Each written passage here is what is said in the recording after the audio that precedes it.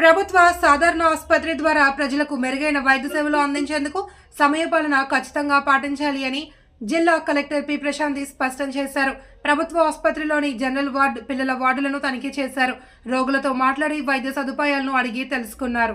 ఈ సందర్భంగా కలెక్టర్ మాట్లాడుతూ ప్రభుత్వ ఆసుపత్రుల్లో వైద్య సేవల కోసం దిగువ మధ్యతరగతి ప్రజలు వైద్య సేవలు పొందేందుకు రావడం జరుగుతుందని తెలిపారు.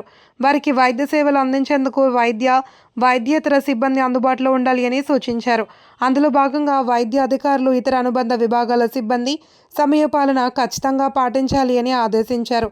జనరల్ వార్డును సందర్శించి అక్కడ అందుతున్న వైద్య సేవల గురించి ఆరా తీశారు.